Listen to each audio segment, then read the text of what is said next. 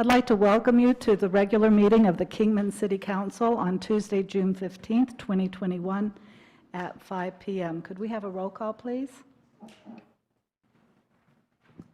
Mayor Miles, Present. Vice Mayor Watkins, Here. Councilmember Mello. Here. Councilmember Nelson. Here. Councilmember Samily. Here. Councilmember Scott Staley. Present. Councilmember Walker. Here. We have a quorum. Thank you. Could we please stand for the invocation which will be given by Pastor George Carey of Kingman Presbyterian Church and remain standing for the Pledge of Allegiance. Thank you. Let us pray. Our Heavenly Father, we approach you this day on behalf of our governing body, the Kingman City Council. We seek your guidance for this body as they deliberate and decide policy for our city. Your blessings we seek for each individual member of the council and for the city as a whole, all departments of the city, all employees, all staff. Bless them, O Lord, for your ultimate glory and honor through this government that is upheld by your mighty hand. We know you as a God of mercy, of grace, of truth, of love for all your creation. Please demonstrate that by helping this meeting of a variety of mindsets and opinions be a demonstration of unity and purpose. In the name of the Father, Son, and Holy Spirit, we pray. Amen. Amen. Please join me in the pledge. I pledge allegiance to the flag of the United States of America and to the republic for which it stands, one nation, under God, indivisible, with liberty and justice for all.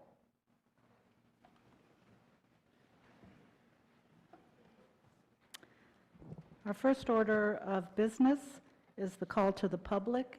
Comments from the public will be accepted by those who have filled out request forms in advance, but since this is a hybrid meeting, it is also accepted from those who registered to call in or submitted written comments. Deputy Clerk, do we have any comments, people signed up for public comments? Mayor, we have one participant registered to speak, and we have no written comments. And no one on the phone? Correct. Thank you.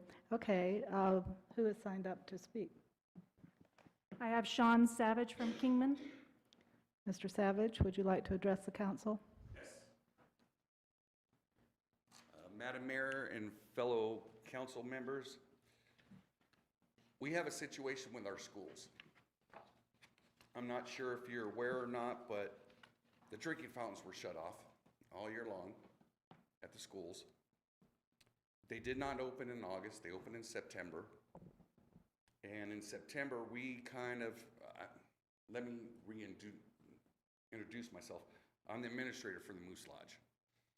There, we adopted a school, Surbat Elementary, and I was told that they were not getting, we were delivering water to them. I said, why? Because all the drinking waters or fountains are shut off.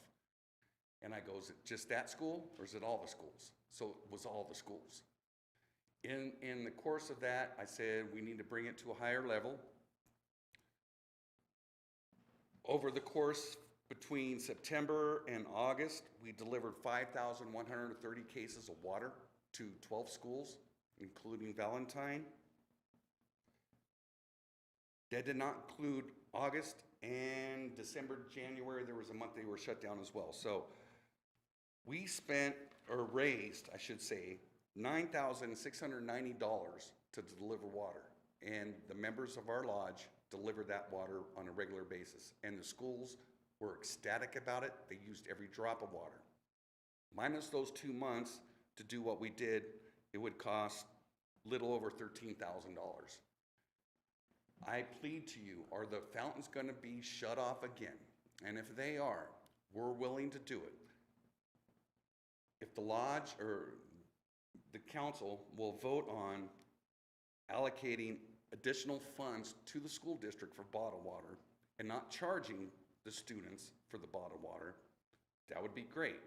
Logistic-wise, it was an awesome sight to see. We'd have trucks lined up. Safeway helped us out. If not, we can do it, and we're willing to do it again with a $13,000 grant. I would hope that you guys would look at the value of the water, because they need it. And I don't know what the school district's gonna do. I don't know why they're gonna be told. They got refilling stations, but if the kids don't have those bottles, it's not gonna do any good. It was very much appreciated through the school district.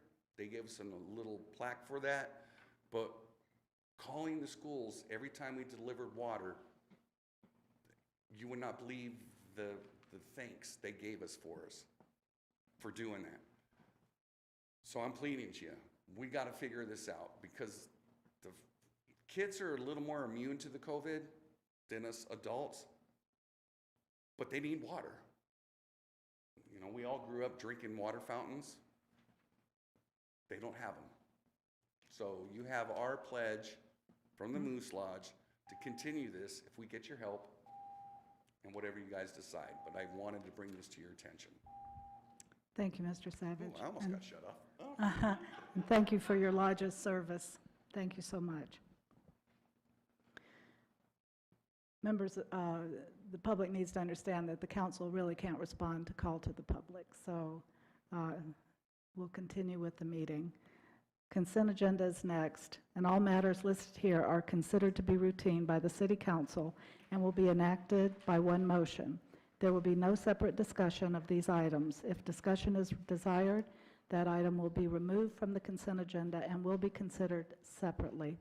Do any of the council members wish to remove an item from the consent agenda? Madam Mayor, I would like to pull item G. Item G. Anyone else? Then I would entertain a motion to approve the consent agenda items A through F.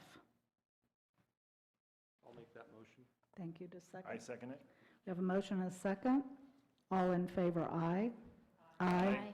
Any opposed, nay. Ayes have it. Motion carries unanimously. Consent agenda item G is the approval of resolution number 5362, extending the term of the intergovernmental agreement between the City of Kingman and Northern Arizona Fire District. This amendment to the IGA between the City of Kingman and Northern Arizona Fire District is entered into for the purpose of extending the term of the IGA between the city and the fire district. Each party had determined it is in the respective best interest to extend the term of the IGA upon the terms and conditions set forth in this amendment, and staff recommends approval. Councilman Walker. I think our fire department and Northern Consolidated do a great job, and I know we've been doing great with this agreement. My only concern is, I know we are basically managing them now. Are we, for the fee that we're getting, are we offsetting it more than we should, or are we okay? And where does the liability stop and start? I'll refer that to Manager Foggin. Yeah, thank you. So we are providing leadership for the district. For that, we currently are working under a 2-year test agreement. This extends that test agreement by 6 months. In that agreement, I believe the payment for the services is approximately $150,000, $152,000 or $54,000. We felt when we entered this agreement, based on other agreements like this, Flagstaff was our model. As a matter of fact, that fee matched up. As we look at developing a more permanent relationship, we will evaluate the fee structure to make sure that we are getting compensated. We feel like we have gotten from the district and the district from us a win-win in the service. They are going through, and we're participating with them in a study of a third-party study to see kind of how that relationship can look in the future. That's why this extension. Normally, we would have had a more permanent agreement for you to look at, but the contract was expiring, so we needed another 6 months. But as far as value, I think that we're seeing the value that we want out of the agreement. I know NACFED's getting a great deal. They are saving money. I mean, there's no doubt about it. They're not having to pay for training officers as much, and they're certainly not having to pay for a fire chief. So we're happy to provide that because the relationship has gotten so much better and the coordination between the departments are so much better. Safety's improved, and so whatever cost we may be losing is being made up in that win-win relationship. But that is something we will definitely look at as we look to prepare a more permanent agreement with NAFID. Thank you for that. I think the residents needed to hear that and know where we're going with that. I appreciate it. Thank you. And with that, I'll make a motion to approve. Item G. Thank you. Is there a second? I'll second that. We have a motion and a second to approve Resolution 5362, extending the term of the IGA between the City of Kingman and Northern Arizona Fire District. All in favor, aye. Aye. Any opposed, nay? Ayes have it. Motion carries unanimously. We'll now enter into old business. The first item of old business is a resolution number 5363, deferring the required street improvements for a portion of Camelback Boulevard west of North Christie Drive with conditions. Nicholas and Amy Mann, property owners, intend to construct a residence on a 196-acre parcel located west of Kingman Camelback subdivision. The property owners applied for a deferral of the required street improvements as permitted by Section 22E of the street policy. The City Council reviewed this request at their regular meeting on June 1st, 2021, and directed staff to prepare for consideration a resolution with conditions that would be triggered for completion of the street improvements. Staff recommends approval. Manager Foggin? Thank you, Mayor. So this is the continuation of the conversation that we had at the last meeting. And for this, I believe that, Phil, are you going to walk? Phil will answer any questions. I don't know that we don't have a presentation. We do have a map of the property, and we'll answer any questions the council may have with regards to the conditions. So, Phil, you want to?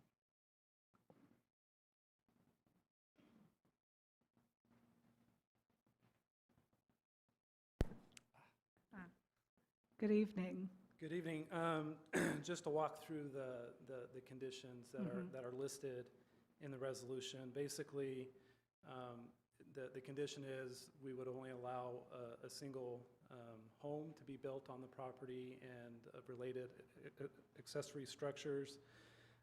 We're requiring access to be provided from Jagerson, and then the trigger would be any improvements on Camelback would be triggered when the property is split for future development.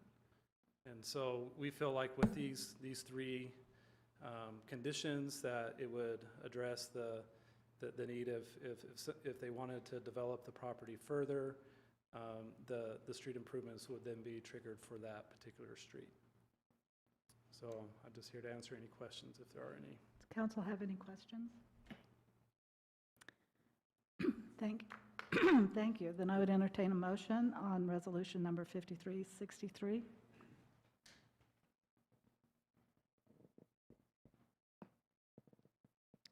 I will so move that we will approve 5363, resolution number 5363. Thank you, Counselor. Is there a second? I'll second that. Oh, thank you. I see you. Okay, we have a motion and a second to approve resolution number 5363. Mayor. Am I going to have a chance to speak before you approve it? I didn't know I had to sign up for that. No, you don't have to sign up for it. Would you like to speak, Mr. Main? Yes, please.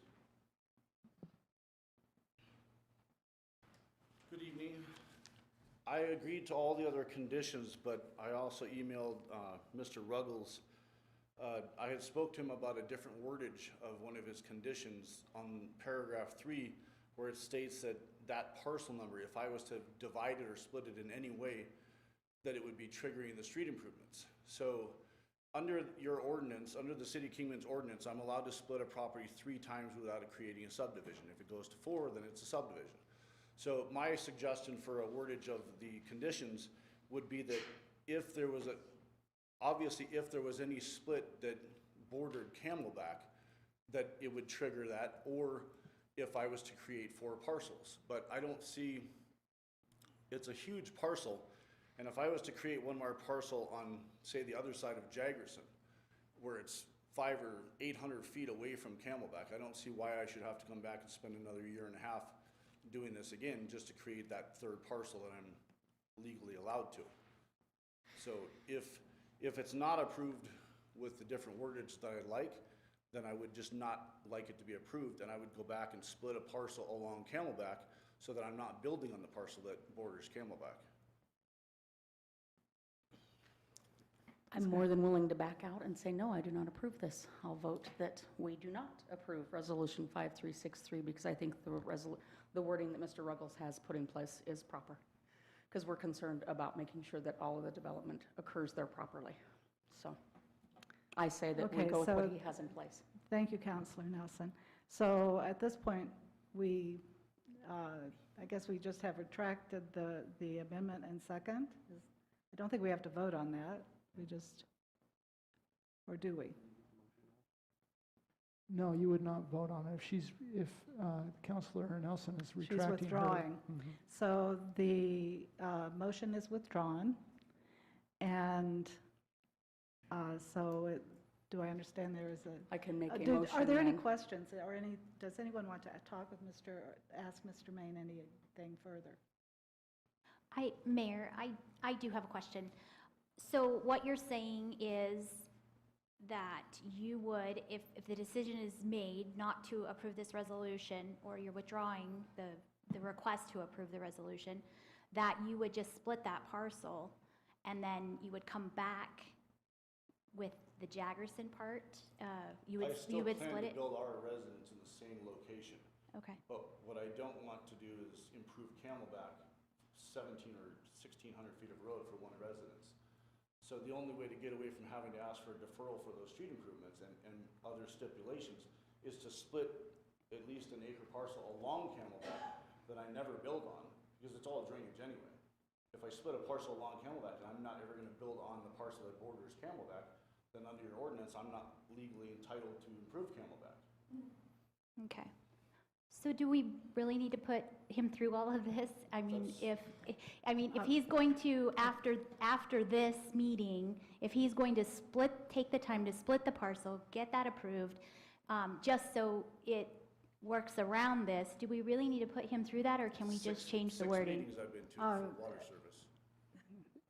It might be 7. I would suggest that the council table this for the, Mr. Ruggles is on vacation. I'm not exactly sure if I was he's, going to if he ask, saw this where is language Mr. Ruggles? or not. Right, yeah, he's not in the office. And so I would suggest that you table this and give Rich and his team an opportunity to revisit the suggested language, because we want to get this right. It's important that as Camelback and that area develop, that you have street improvements that match up. So I mean, I think that was Councilor Nelson's point. And so if the council tabled this, sorry, Mr. Maine, and had it for the next agenda where Rich and his team are able to look at it, then I think the council could have a much greater comfort in this, and we'd make sure to get it right the first time.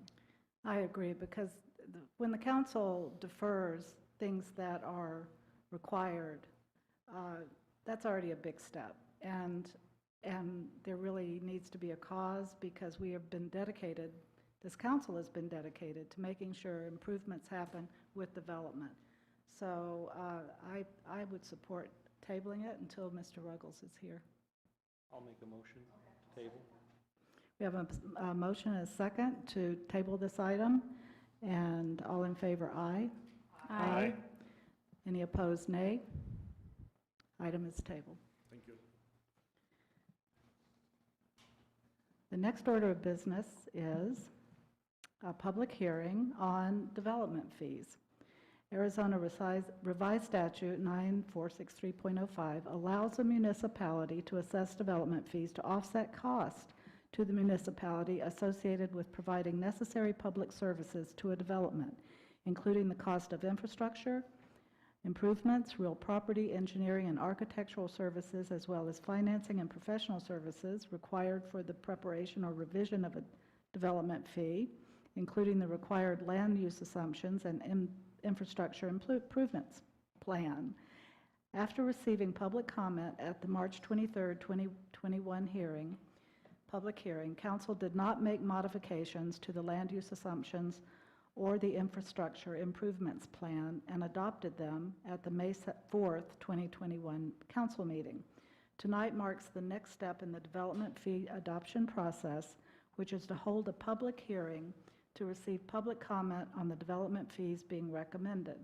Staff recommends Council to hold a public hearing and direct staff to draft an ordinance for the recommended development fees to be considered for adoption at the July 20th, 21 Council meeting. Before I open the public hearing, Manager Fagan, did you want to add anything? Yeah. So just as a background, just to remind the council of how we've gotten here, long journey, and the process is designed to be that way, and understandably so.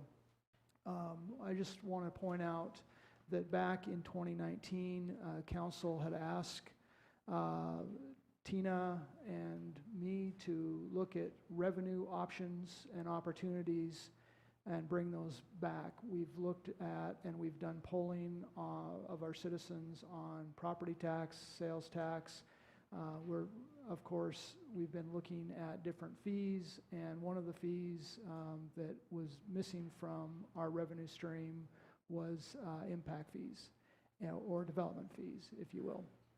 And so in that process, we've shared that information with council, and one of those revenue sources that we were asked to look at and have been spending quite a bit of time on is the development fees. And so as you know, we're kind of in the final stretch of this process. If we end up adopting impact fee or development fees, they will go into place in October of this year. And so just as a review, I'll turn the time over to Tina to introduce our consultant and anything else she wants to add that I may have missed. So, Ms. Tina. Good evening, Mayor and Council. Tonight we have with us Ben Griffin, who has been with us many times before. He's going to give a very quick presentation on the development fees, the process, the timeline, and then I believe we can open it up at that point. Thanks, Tina. And Mayor, Council, thanks for having me again tonight.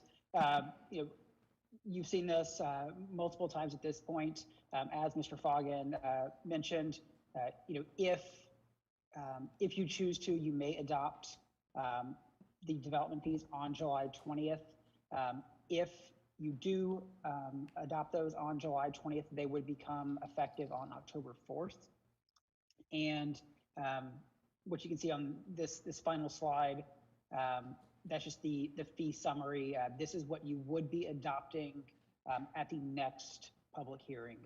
So you have already adopted the land use assumptions in the IIP. So this is, essentially the last step, and it's adopting the actual fees. You may adopt these. These are the maximum allowable fees, or you may adopt a lesser amount. But because you are having your public hearing today, you do need to make a decision within 60 days to adopt or not adopt. All right, any questions? Any questions? I have none either. Thank you. At this point, with no further ado, I will open the public hearing on development fees. Is there anyone that would like to address the council? Please come up and state your name and city. Oh, you have a list?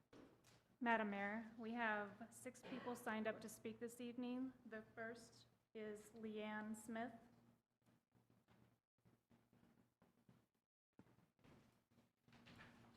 Good evening. I'm Leanne Smith, the current president of the Kingman Golden Valleys Realtors Association, and our board would like to thank you very much for your prompt response to our letter with questions regarding this impact fees. And the reason I'm here is aptly summed up in our preamble to our Code of Ethics. Under all is the land. Upon its wise utilization and widely allocated ownership depend the survival and growth of free institutions and our civilization. Realtors should recognize that the interests of the nation and its citizens require the highest and best use of the land and the widest distribution of land ownership. Emphasize widest distribution of land ownership. They require the creation of adequate housing, the building of functioning cities, the development of productive industries and farms, and the preservation of a healthy environment. You have all received a letter, and I'm not going to go through it all. I just want to highlight a few points as to why the Kingman Golden Valley Association cannot at this time endorse these development impact fees. First was a failure to use the results of the 2006 impact fees. The city projected $2.8 million and collected only 28% of said projection. The failure to use data from Arizona or neighboring states such as Nevada or New Mexico with similar sized municipalities. The very questionable use of 11 and 21-year-old data from Georgia and Florida counties. The inconsistency to the actual fee amount from 4264 from the published January 2021 report issued by Wishler Bays and the answer of $6,300 from the consultant in the February 2021 public workshop by the Vice Mayor. This one has really upset many of our realtors. Retreating to the use of lower quality when in some instances such as covenants, codes, and conditions and restrictions may not allow such lower quality, as the requirement of block walls, expensive, versus chain link fences, inexpensive, or roofs versus tile roofs versus asphalt shingles. Failure to acknowledge the rising costs of construction. Lumber is off in outer space someplace, and it's going to continue to rise. Failure to address how higher fees may direct new construction to unincorporated rural areas and that impact the county services such as the sheriff. Golden Valley shares one county sheriff, and with the development, it's going to make it even more difficult. So that is a concern as realtors as far as our land and everything around that surrounds our land. Failure to address the current lack of low-income housing or rentals, as well as the high rental costs specific to economic growth. Failure to undertake research respective to the demographics of homes being bought within the city of Kingman, such as by professionals or retired or soon to be retired. Retired homeowners may contribute to economic growth, but do not increase the workforce. I have sold 5 new construction homes, all to retired people. The KGVI Board of Directors understands and recognizes growth does create stress on existing services. We understand that. Yet the city of Kingman still has dirt roads. Try to explain that to a buyer coming in. It's a little difficult. These deficiencies still exist, and the impact fees will not correct these deficiencies. So what we do, we're encouraging the city of Kingman to reevaluate the adoption of these fees before passage, especially with the increase in foreclosures in Lake Havasu. Thank you so much. Thank you. Next speaker, please. Our next speaker is Trevin Pennington.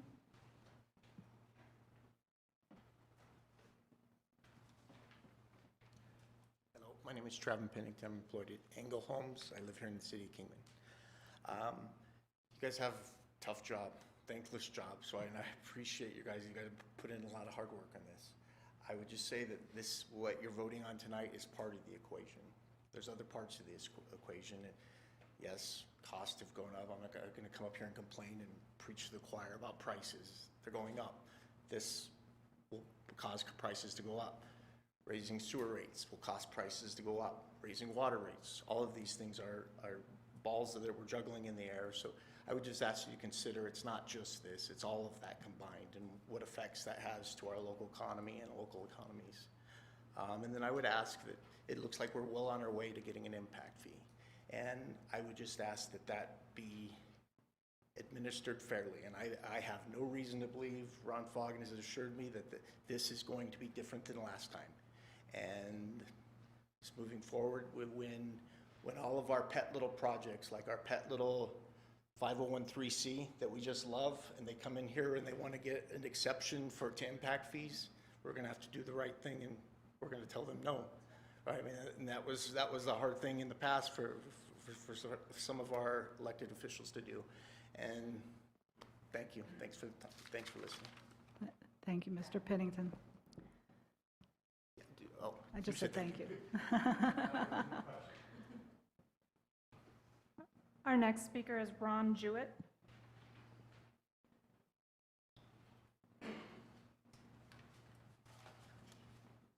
Thanks for listening to me tonight.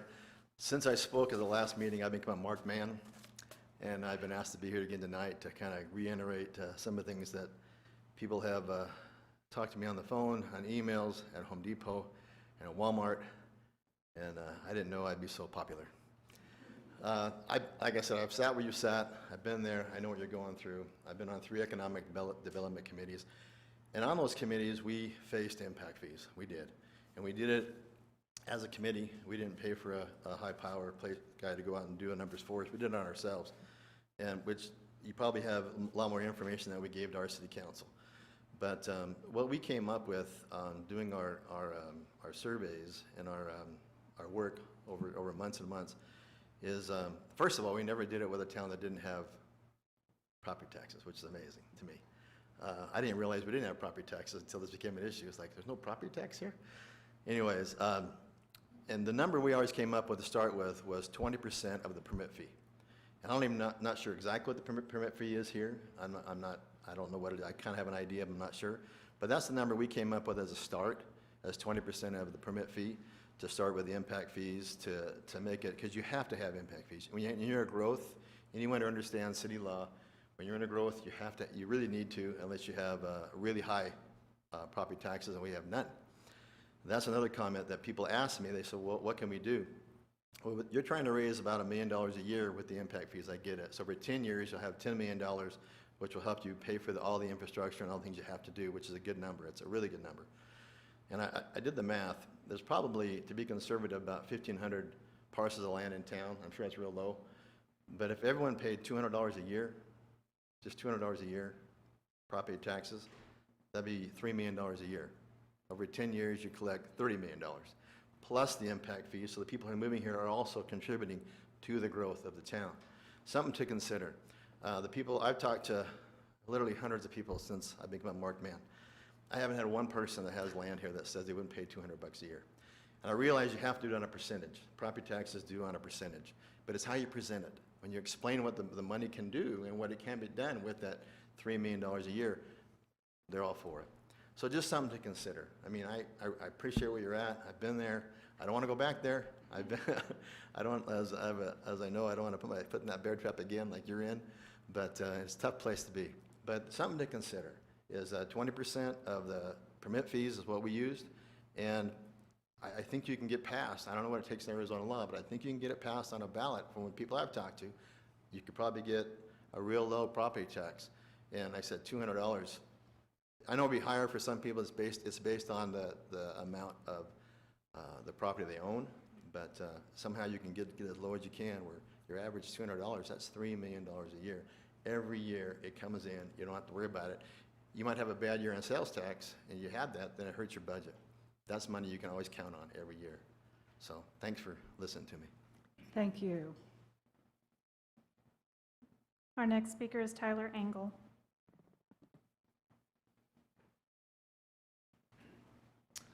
Good evening, council. Grateful to be able to share with you. Live in a country and a city that invites public discourse and varying opinions. I'm the president of Engel Homes. In general, just as being in this part of economy, we're opposed in general to impact fees. I obviously realize the city council only has so many ways that you can gain revenue and pay for things that need to be paid for. There's a little misunderstanding, I think, in the community of what the impact fees can pay for or will pay for. They won't, for instance, maintain old roads or put sidewalks into old subdivisions. They're only meant to help growth areas, to pay for something new that growth facilitates.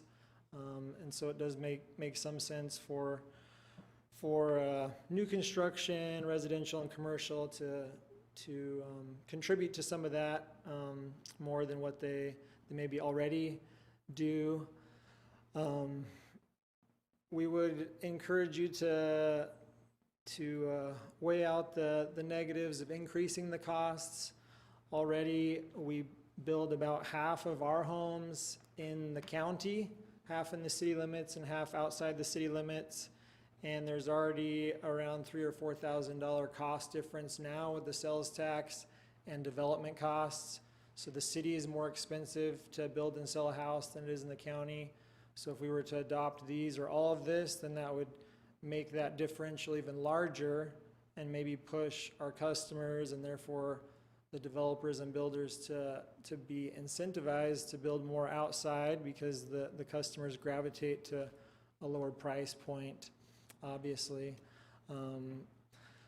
Costs are going way up. I know this year's been crazier the last 12 months with real estate, but because those costs have gone up so much, we have started to see our interested or prospective buyers slowing down. So it does seem like maybe we've got overheated a little bit with all the costs and materials and prices that we've had to do. So we hope not to have to keep increasing too much. I'd love for no supplier to call me for the next month and say things are going up, but that's probably not going to be the case. But yeah, so that's all I had to share tonight. Thank you. Thank you. Thank you, Mr. Engel. Our next speaker is Scott Jackson.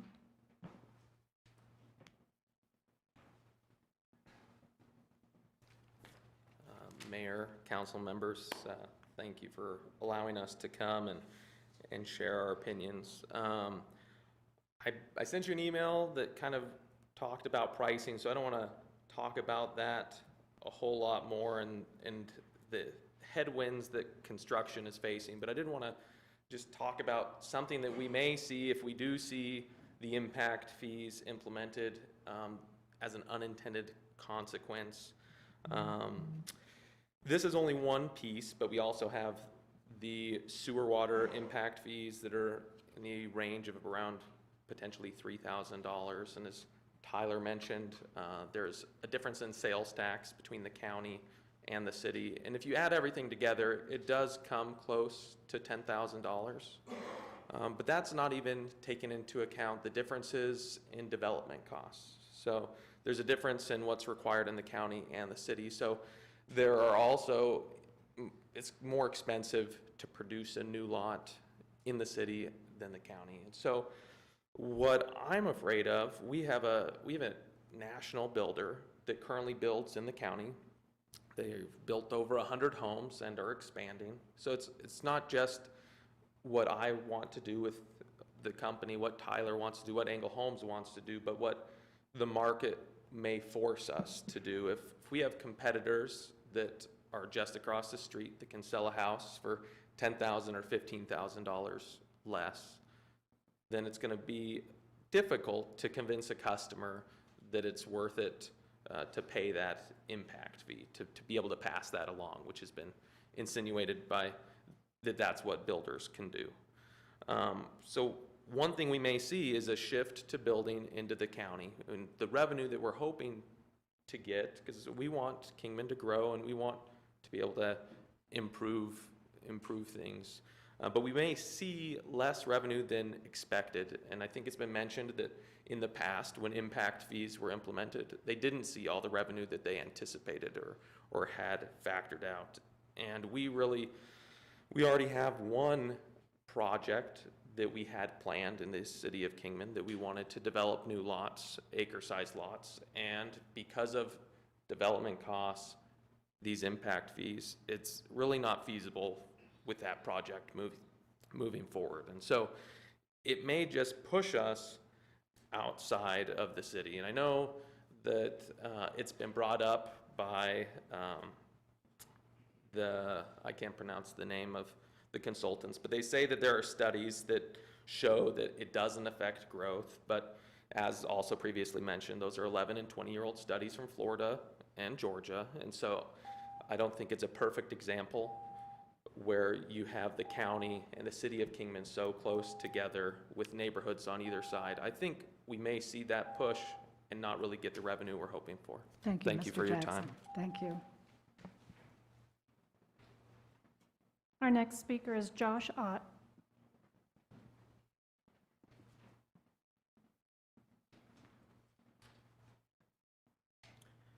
Mayor and council, I'm not with Angle Homes, haha.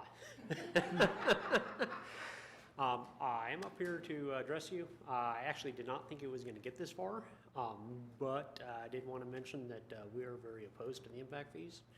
I think looking at history, history does repeat itself. It has for thousands of years.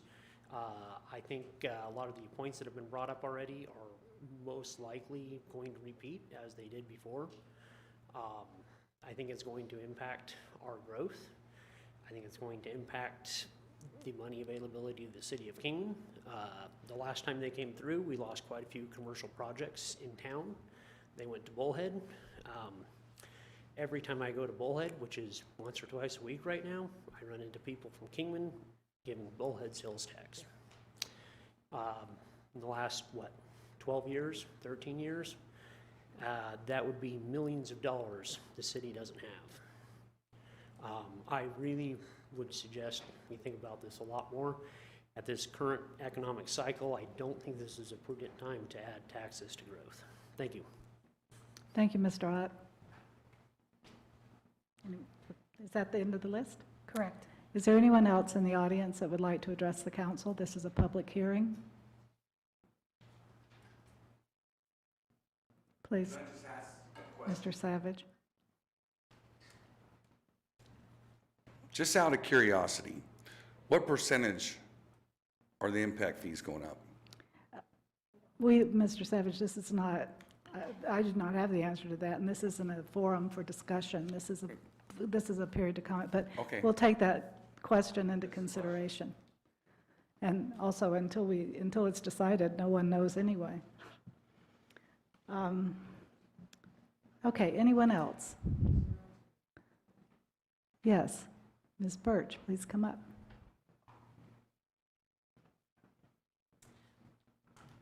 Thank you. I just have an opinion.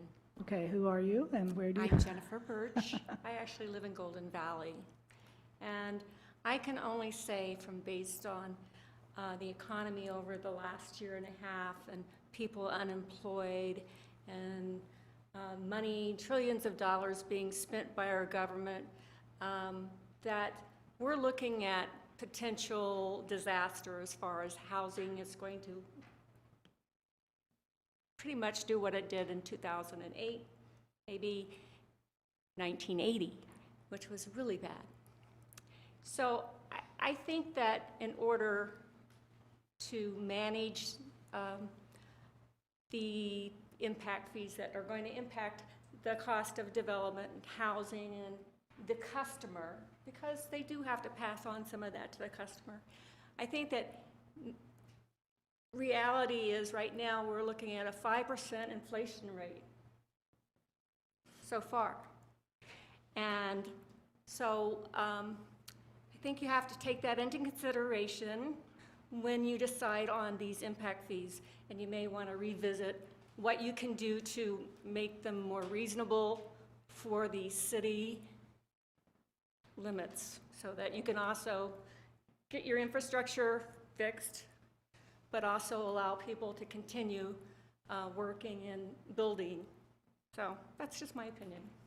Thank you for sharing. Anyone else? Okay, one more time, and the opportunity is now on these fees.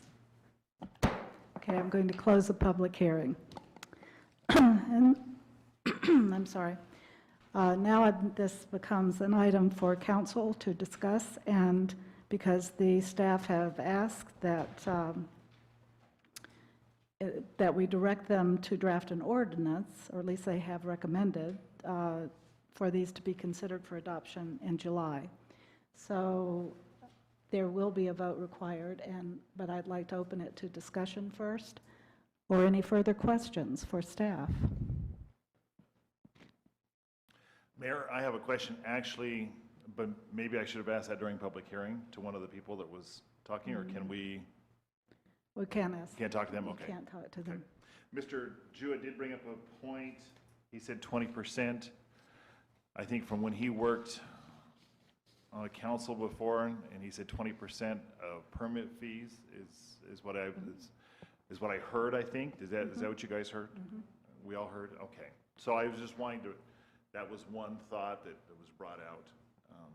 So anyway. It's true. And that is a variable that the council can consider.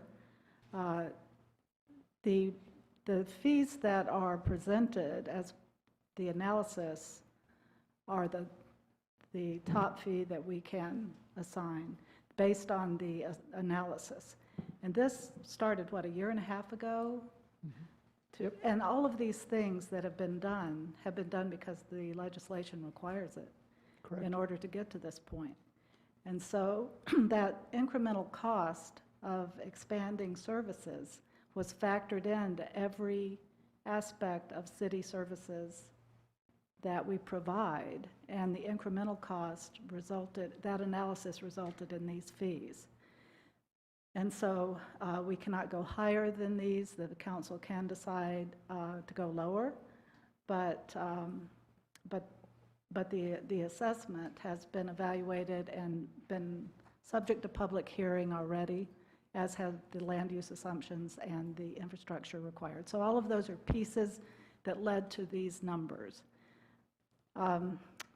Any further comments by council, though? Discussion. I had a few things that I just wanted to mention tonight, because all of us are probably, in this room anyway, are probably aware of the impacts on the economy for the last year, especially the impact of the pandemic. And it has been an unusual, one of those market aberrations caused by something that nobody could have predicted. And we have all seen the impacts of that. But the way I look at this, we are a government, and this council is responsible for the policies that support this city over the long term. And even though market conditions change, supply and demand change, we're responsible to keep stability and level of services at the level that it is, or at least at the level it is, for those that are here and those that are coming in. And that's different than being a business in the sense of there's no room for short-term optimizing here. We're not profit-driven. We have to, our goal is to keep the city stable and keep the residents served with good police protection, parks, fire, I said that, water and sewer. But markets change, and they're going to change, and it's been pointed out by several people here. Interest rates are probably going to rise, who knows? But with inflation and whatnot, demand might fluctuate. But what's really interesting today was I subscribe to the Wall Street Journal, and this morning I looked at the front page, and I printed out some of the headlines. Lumber prices are falling fast, turning hoarders into sellers. Copper falls to 8-week low on fear China might release stockpiles. And the other thing of interest to the city is retail sales decline as spending shifts. And we've had a really good year in revenue, and so did the state. But why? Probably because of federal funding and the largesse of the previous administration and this administration. And we ended up in a good spot this year. But that doesn't mean it's going to continue, and we know that, and we're trying to adjust in the budget to reflect that. So I just really believe that strategically it's important that growth pay for growth as we grow in the city.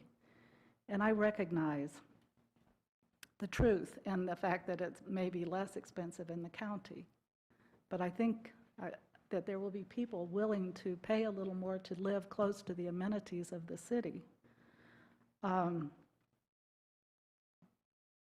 So for me, it makes sense for those who are moving in to contribute to the well-being of the city and the expansion of services required to address their needs.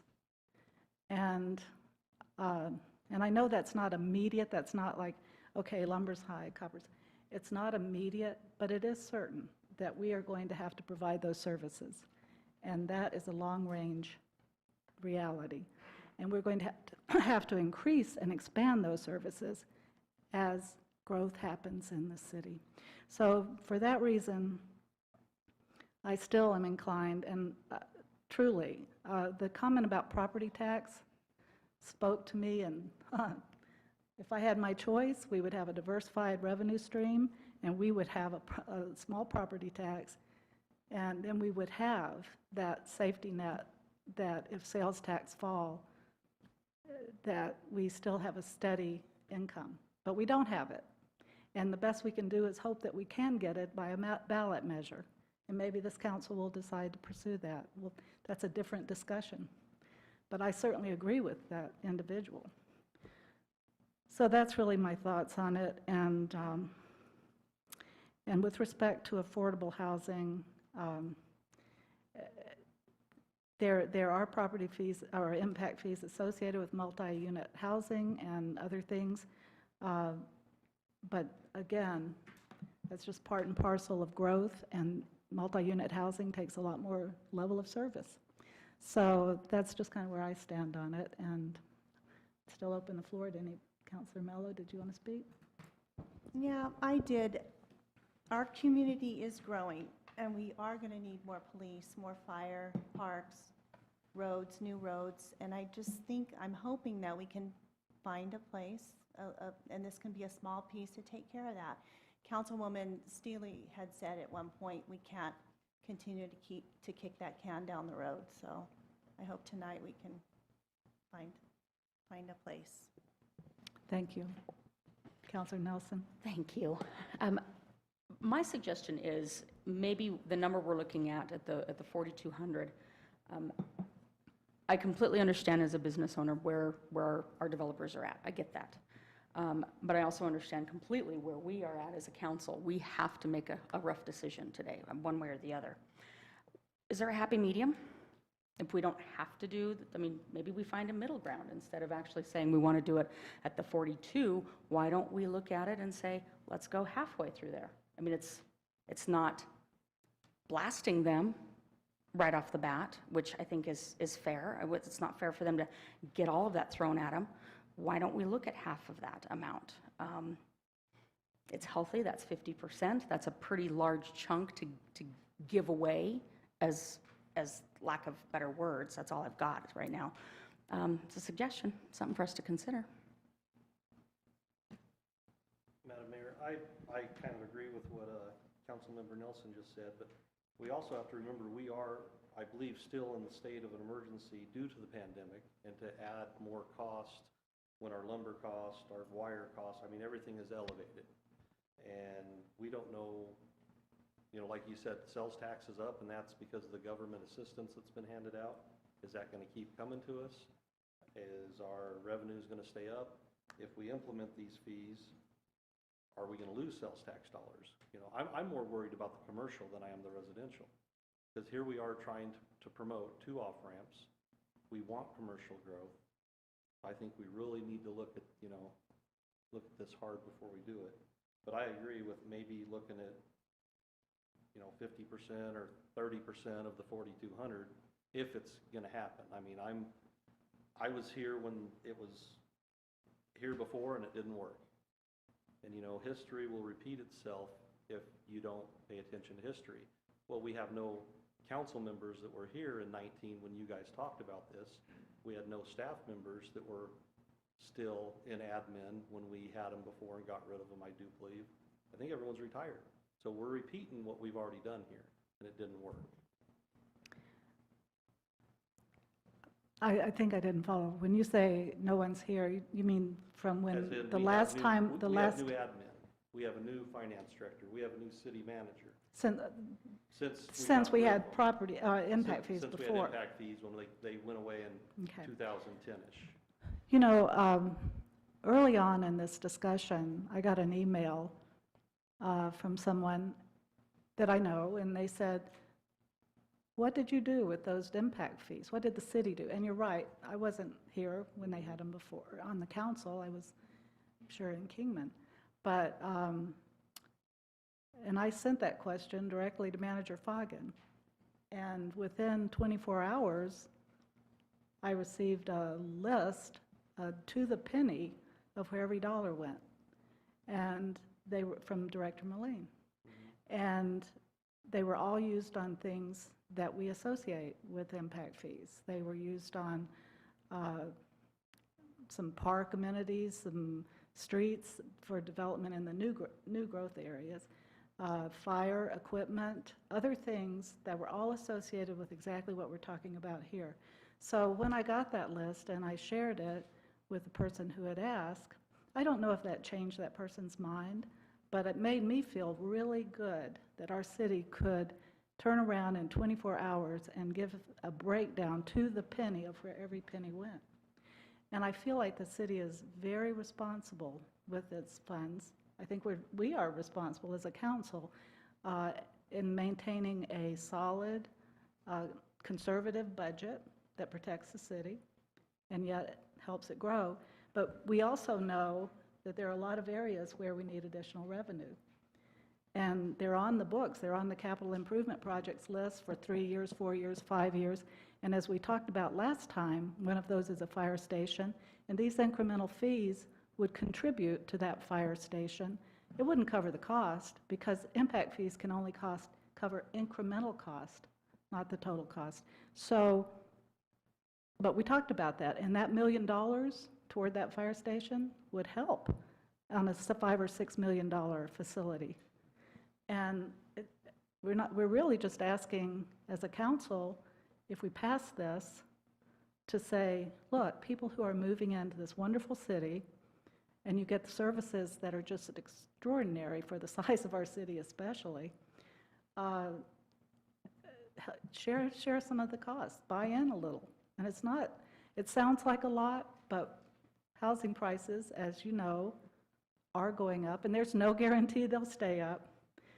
But again, our decision has to be based on long-term strategy, and it's not in stone. Things can change if we get a property tax, if we get other things.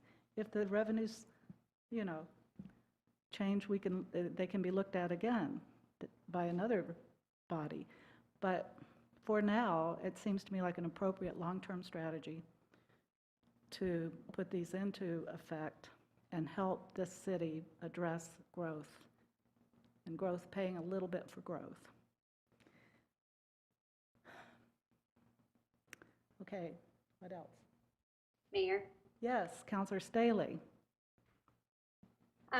You know, at first I'm going to go back to the fire station that we need on the East Bench, because I think that is the best example of why this council is looking at impact fees and why we need them. In the East Bench, there's already a need for a fire station and a police substation. And that is the area of town that's having the longest response times when there is an emergency. And that's also the side of an area of town where hundreds of new houses are being built. So the new people moving here are going to create a greater demand on our fire and police. And we need to be able to pay for that fire station, for this police substation, the new fire trucks, to pay for new firemen. All of that is being triggered by the growth in that area, and this will help pay for that. It won't pay for all of it, but like you said, Mayor, it will pay for part of it. And that's why we need these fees. And when people talk about, well, they'll just move to the county instead, I don't think that you understand that that's fine. They can move to the county. We don't have to provide fire, police. We don't build parks in the county. We don't maintain or build new roads in the county. So those people are not creating a new demand on the city. And that's the point, is we have shortfalls in our budget, and we need to be able to build this fire station. We need to be able to put parks in new areas. You know, all these things come together, and it's growth that is adding more demand on top of the city in places that were already struggling. And so I just, you know, I hope people understand that this is a need. It's a real need. And we can't kick the can down the road anymore. We need to support our city. We need to invest in our city. It's worth it. And to Council Member Nelson's point of lowering the fees, you know, I would be open to negotiating, but I will say that I'm not open to lowering the fee, the portion that goes to police and to fire. So I would be open to a lower fee for parks, and that breaks my heart to say, but for parks and streets, but no way on police and fire. Our public safety personnel are always a priority to all our citizens. And I don't want to see us get to a point someday where response times are so long that we're having citizens die or houses burn down because we're not able to provide adequate service. So this is a priority for me, and I think it's a priority for our citizens. Thank you, Councilor Staley.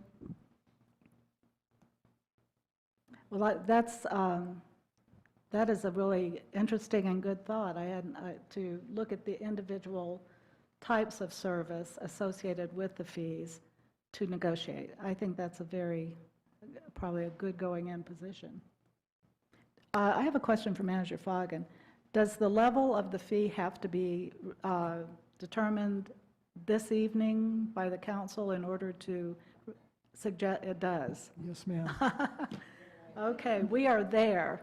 And so we really need to look at what those levels are. And they are there's the summary right there, which doesn't break it down though by type of service. Yes, it does. Does it? Oh, there it is, yes. Sorry. Hey, these are progressives. What can I say? I can barely make this out. So when I'm doing this, it's only because I'm trying hard. Okay, so there is across the top fire, parks and police, street, and what's the last one? Oh, in total. It's bad. Okay, I've learned my lesson. Next time I'm bringing 2 sets of glasses. All right, I see it better over here. So, Councilor Staley, you are suggesting that police and fire contributions to the total remain the same. So for a single family, that would remain at $711 for fire and $330 for police. Is that correct? Yes. And so the items that you were thinking would be negotiable potentially are parks and rec. And this one hurts to say, street. Mayor? Yes, sir. If I believe the conversation is correct, I would think that our consultant would have jumped in and said, you can't have this conversation, that you have to just adopt a percentage or? A percentage or. Well, this is a novel approach. Right. So just, Ben, But it's not a wrong approach. No, it's absolutely not. I just want to make sure that we get verification since he knows the law better than us. Ben, are we okay to keep fire and police at the level presented and reduce others? Well, I've never seen anyone adopt them at different percentages. As long as you treat all land uses the same, so you say, hey, we're going to do fire and police at 100, but parks and street at a lesser amount, but it's not varying the fee amount by land use, then that's okay. It's just if you said, hey, we're not going to charge to commercial, or we're going to waive half the fee on industrial, that's where you would have an issue. Yes. Okay, but we could say we're going to take half the fee on street the whole fee on fire and police, and some percentage on the parks. Maybe even say 60% on the parks. As long as it is consistent through all of the types of development. Correct. So we could do that. Hey, innovation, we love it. All right, so we have a suggestion that we keep basically to do that, to keep fire and police the same and change the percentages on the other, on parks or streets. Mayor, can Yes. I make a comment? I really like where you're going, Jamie. I really like that. I think it would be good if we kept fire and police where they are, and for streets and parks, maybe take 30% of what's proposed for those categories. Instead of 50, just reduce it to 30%? Right, except for fire and police, we leave those the same. Ooh. Madam Mayor, so that would Yes, put sir. the total under 50% total, because if you're only gonna Much. do 30% of parks and 30% of street? Is that what you're suggesting? Okay. That may be quite a bit below 50%. Mayor? Yes. I just did a rough calculation here. So with Councilwoman Nelson had talked about cutting the fees in half. So if you leave police and fire the same and cut parks and rec and streets in half, the fee would be $2,667.50 for the single family. And that is a very significant reduction from this proposed $4,294. I'm sorry, I need you to go over that one more time. What's the Okay. percentage that it turns out to be overall? What's the percentage cut to the total? Okay, hold. Get that, I'm looking for my calculator and I wish I'd brought it.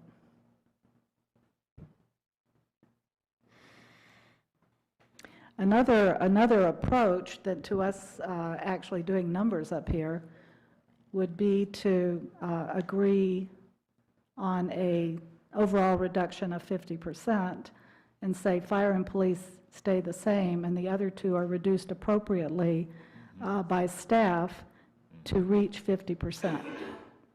And that, I think, is probably better than trying to do this on the fly. Mayor, I like that idea. That's a compromise, and that makes a lot of sense. I really like what Councilwoman Staley is pointing out. Yep. One thing I did want to point out, and because there's been a lot of comments, I like all the comments that we've talked about and agree with a lot of it. A good friend reminded me yesterday, we have an interesting city because we have close to 30,000 live in the city and another 30,000 live outside the city, but they use a lot of city services. Now, obviously, they pay city sales tax too, which is good. We have income from that, but the parks, they all come in for the most part to use the parks and everything. And so it was an interesting point that he pointed out. Yeah. And so because of that these fees help pay for that, whether they're moving to the area specifically in the city or in the county. Or in the county. I agree. But once again, I really like the compromise that is presented. And maybe, I appreciate your comment about the lumber pricing.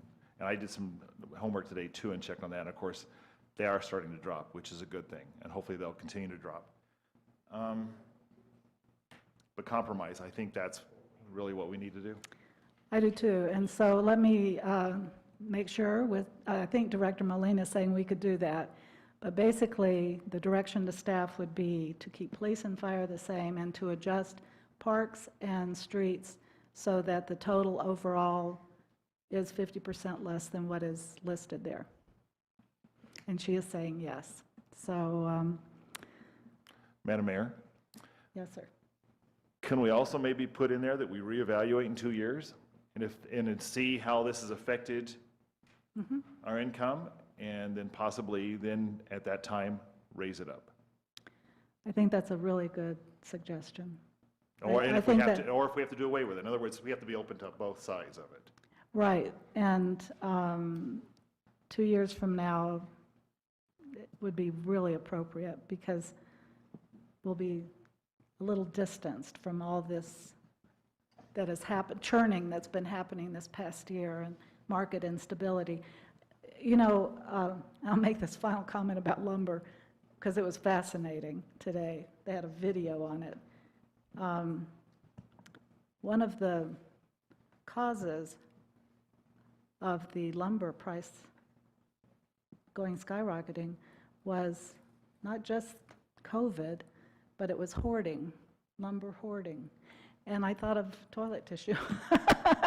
And now they expect maybe the gates are going to open and it could fall fast.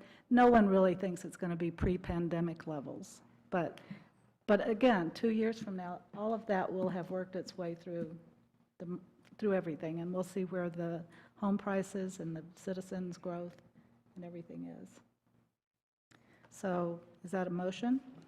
Before you motion, Mayor, I just had a couple comments. Okay, please go ahead. I heard from several of my constituents that are not in favor of the impact development fees, and I do, for various reasons, agree with I agree with the comments that were made today. I'm really concerned about the development that's going to happen outside of the city. As Vice Mayor Ken Watkins said, you know, they are still going to come in and drive on our roads. They're going to use our parks. They're going to use our city services. It seems that the compromise is the best option. But to Vice Mayor Watkins' request, I would like to see, in 2 years, I would like to see some careful tracking. I would like to see some compare and contrast, building in the city versus building in the county. I would like to see a reporting of the monies that are spent, because I just feel like cutting the development fees down by percentage, we're going to be collecting less. We're going to be able to do less. You know, this negotiation is going to get us down to a point to where, are we really going to be able to be effective with the monies that we collect based off of the population that we're now going to be taxing that is moving into the city? So those are my comments. A compromise, it seems that the council is moving in that direction, but I did want to go on the record to say that this is not something that I would support at this time, but a compromise, if it must go, is better than a full amount. Thank you, Counselor. Any other comments? I think everyone has had a chance to speak, and so I would entertain a motion. Mayor, I will move that we approve development fees at the 50% on parks. Counselor, it would be to recommend an ordinance. Recommend an ordinance. Thanks. With the 50% parks and rec, 50% street, but full amount on fire and police. No. No, I'm sorry. I'm looking at Tina and she's going, no. What was it? How do you say it? How does it need to be worded? Tina, will you say it for me? I'll say it. What we want is for the total to result from 100% of fire, 100% of police, and whatever combination of parks and streets results in a 50% total from what is listed. There you go. There you go. That's your motion. That's my motion. And to include a review in 2 years. And to include a review in 2 years. Done. Do we have a second? I second that. We have a motion and a second. Could we have a roll call vote, please? Mayor Miles, Yes. Vice Mayor Watkins, Yes. Councilmember Mello, Yes. Councilmember Nelson. Yes. Councilmember Samily, No. Councilmember Scott Staley, Yes. Councilmember Walker. No.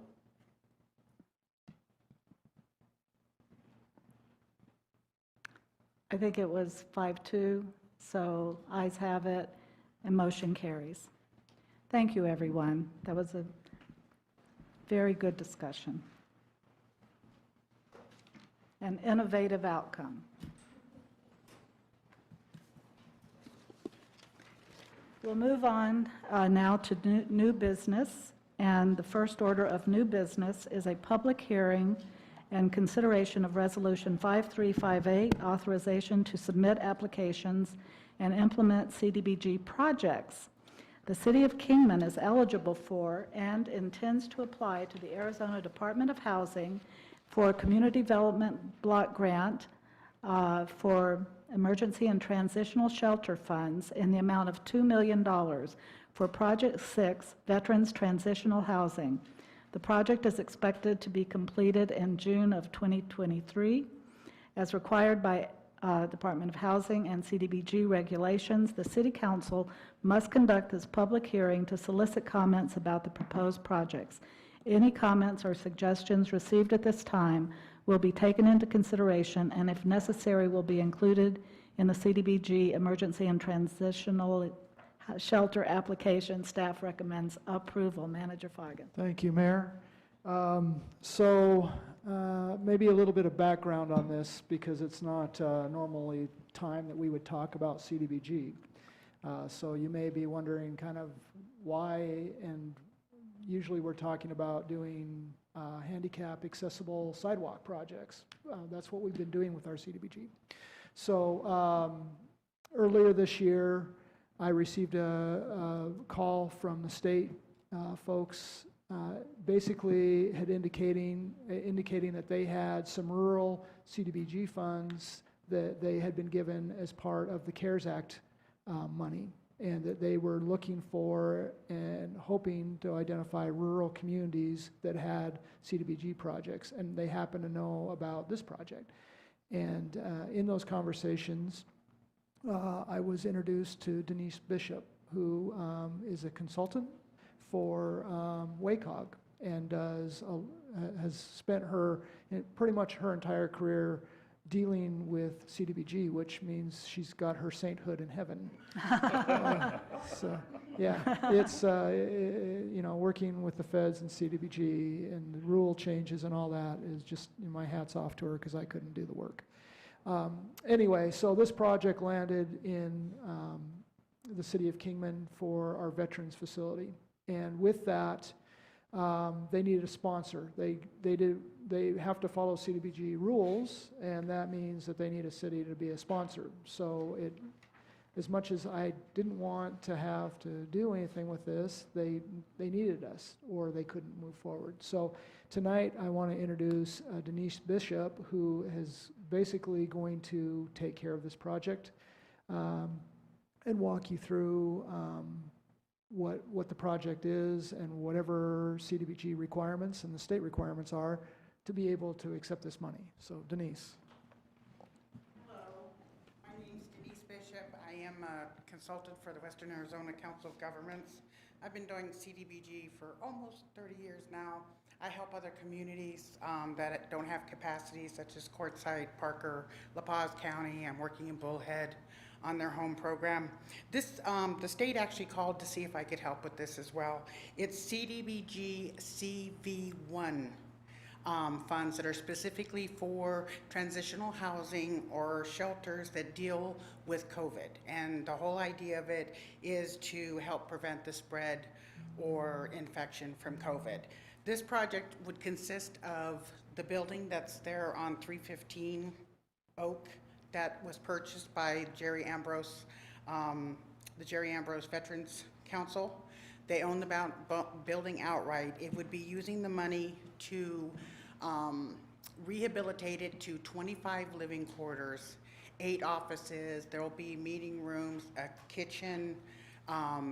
Everything will be inside. The footprint of the building will not change. Everything will be done inside. All veterans entering their program will be by referral only, and they will all be vetted by the Veterans Administration before they're allowed entrance. And the purpose of it is to bring them in, help them get back on their feet, to see their medical needs, whatever their needs are. Of course, they'll be following all CDC regulations. They will be offering the vaccine. And what they'll be doing is trying to get them towards permanent housing. So it's not a shelter where there's going to be people coming and going. They'll only be by referral, and they'll be there until they're transitioned into safe, permanent housing. I think it's a fabulous opportunity for Kingman. I think it's a great project. So do I. Thank you. Are there any questions? Well, I know many of us have been following the development of this building for a number of years, and the community support has helped it get to where it's at. And this should really take it to the next level and help make it so that it can be completed. And so we really appreciate your involvement to bring it to the city and be able to administer the grant. Yes. With the Jerry Ambrose. Yes. And basically, that's what my role will be. I'll be more or less project manager. I'll be handling all the Davis-Bacon, the pay requests, the performance reports, all the things that your staff won't have to do.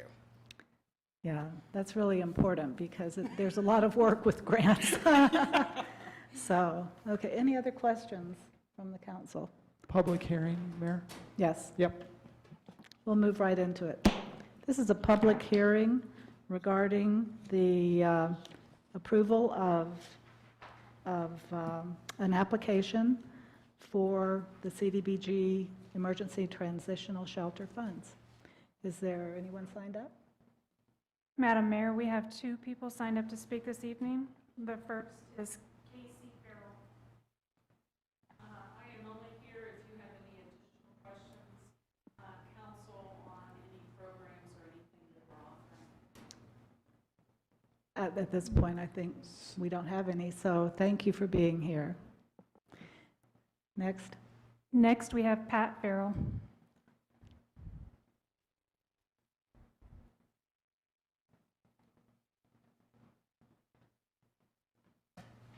Welcome, Mr. Farrell. Thank you, Mayor, Council. Thank you for considering us for this grant. Okay, it will bring to fruition a dream I've had for 11 years to get our homeless veterans off the street. The winners are not only the veterans, but the non-veterans that are homeless, because there'll be more funds able to help them through their lives and their transition back to gainful civilian life. I have a lot of people here that supported us, along with people on the council to support us along the way, and I want to thank you so very much for any consideration you can give this. Thank you. Thank you, Pat. Anyone else want to address the council as part of the public hearing? I'm closing the public hearing and asking if council has any further discussion. Here. Madam Mayor. Go ahead. I think Councilwoman Mello and I attended a meeting with Mr. Farrell and others. It was, anyway, just to lay out this plan, and I think it's a great idea. And I think it's great. It's an important thing for us to support the veterans on this issue. Thank you, Vice Mayor. I agree. I would entertain a motion. I will make a motion then that we adopt resolution number 5358. I'll second. Thank you. We have a motion and a second to adopt Resolution 5358. All in favor, aye. Aye. Aye. Any opposed, nay? Ayes have it. Motion carries unanimously.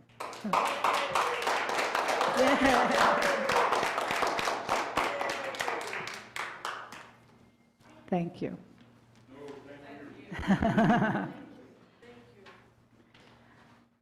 Okay, the last order of business is a big one, actually. Resolution number 5360, adoption of fiscal year 2021-2022 tentative budget.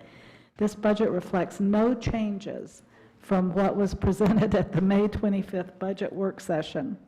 Any modifications made to the tentative budget tonight will be incorporated into the final budget scheduled for adoption on June 28, 2021.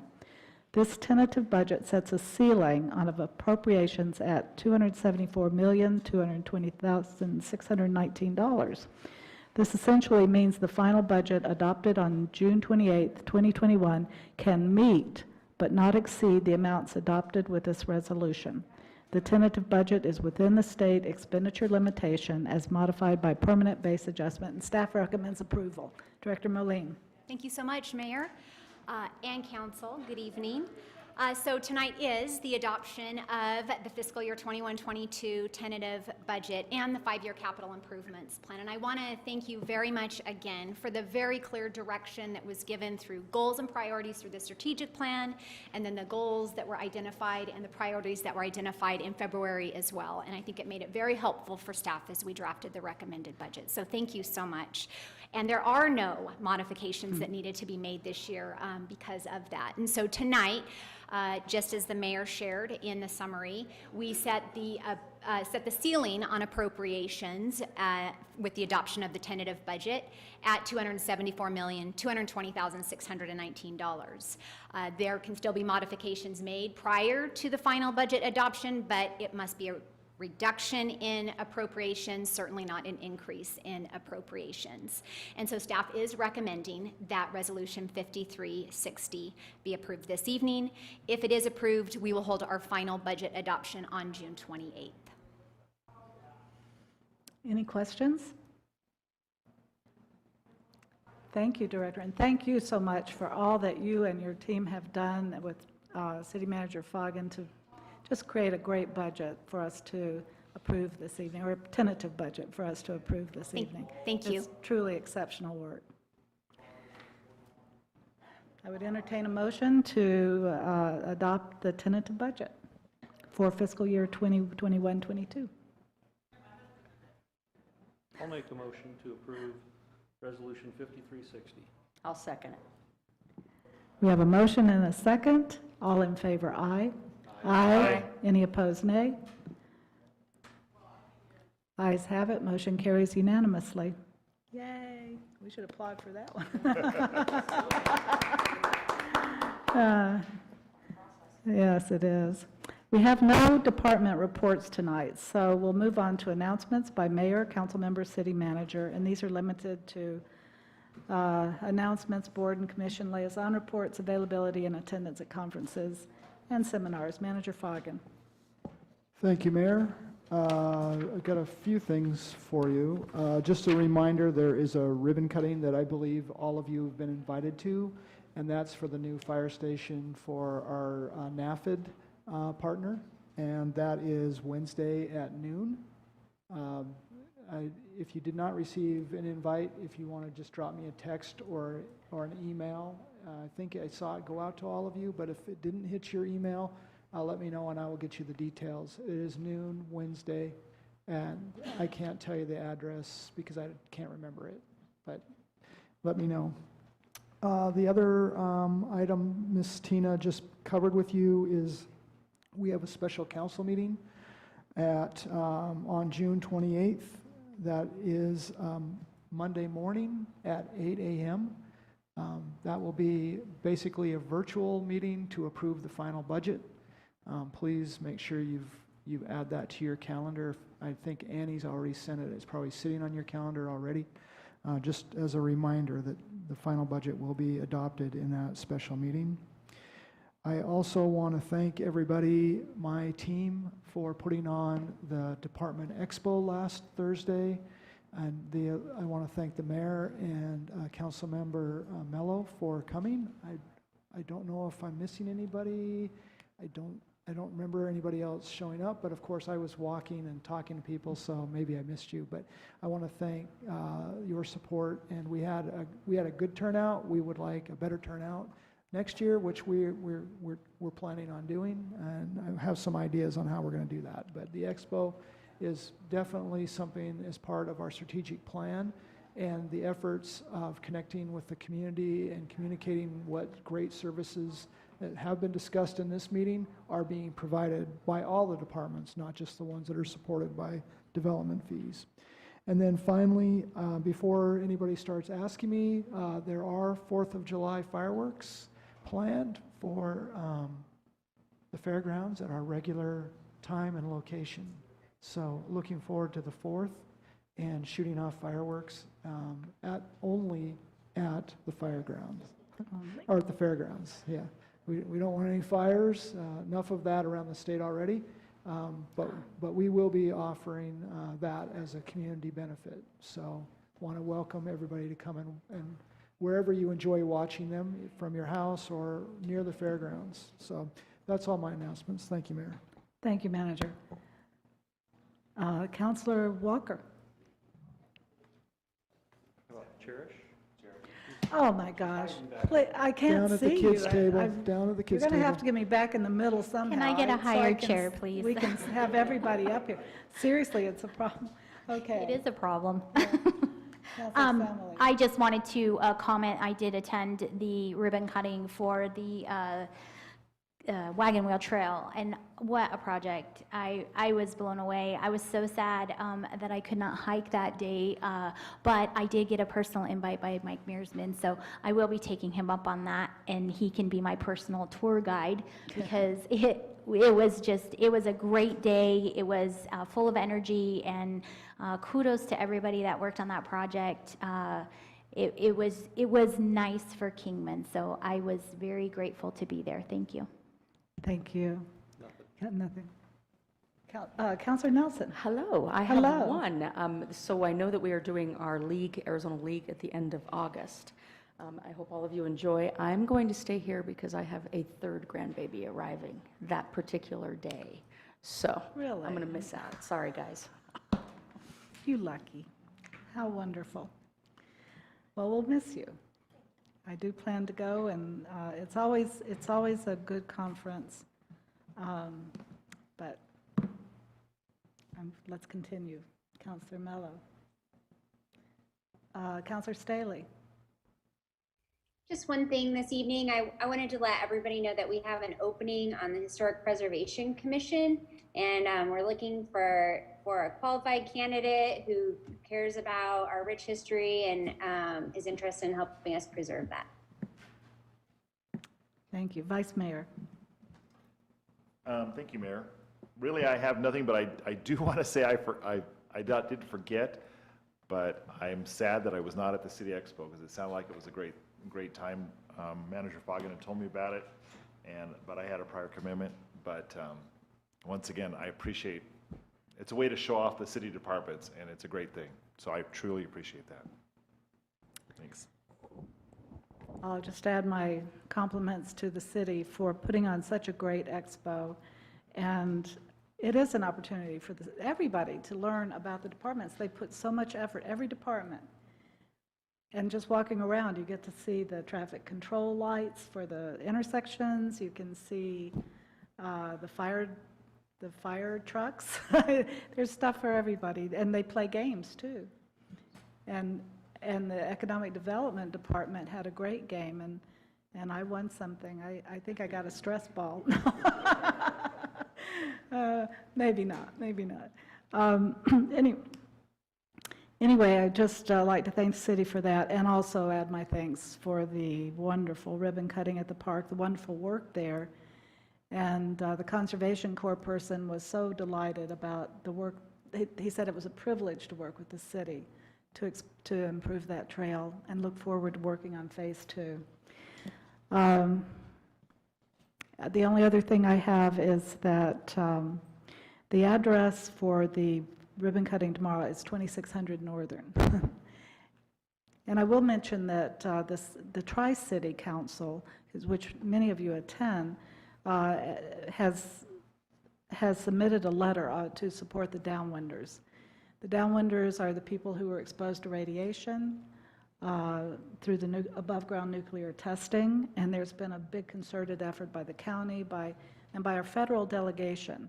And finally, I think this has been many, many years in the making, but we have both a Senate and House bills that are coordinated and really would extend the coverage to southern Mojave County, which was left out of the legislation originally, even though northern Mojave County was in. Nobody can figure out how that happened, but the exposure was definitely southern too.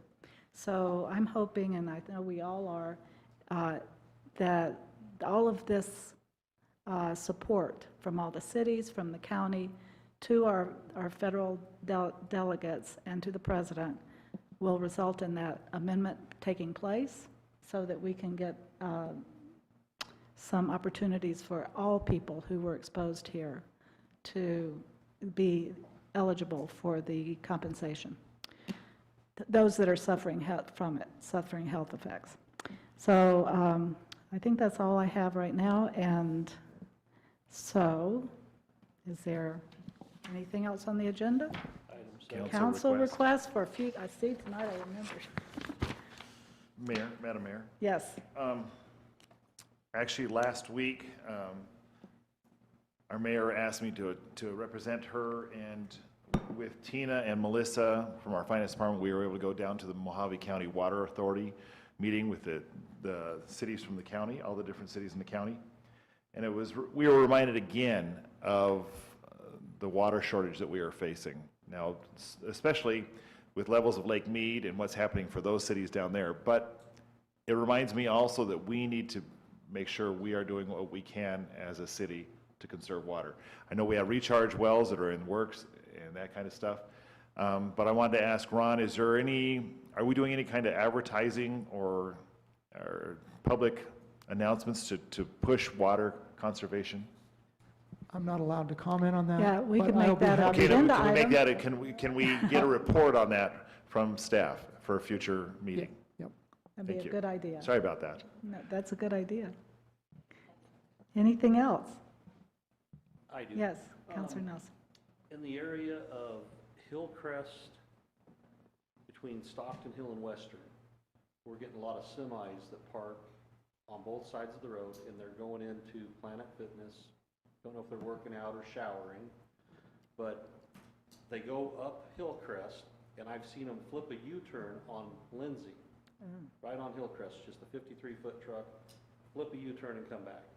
I've seen them go up to Western and do the same thing. Now, number one, it's not good for our roads.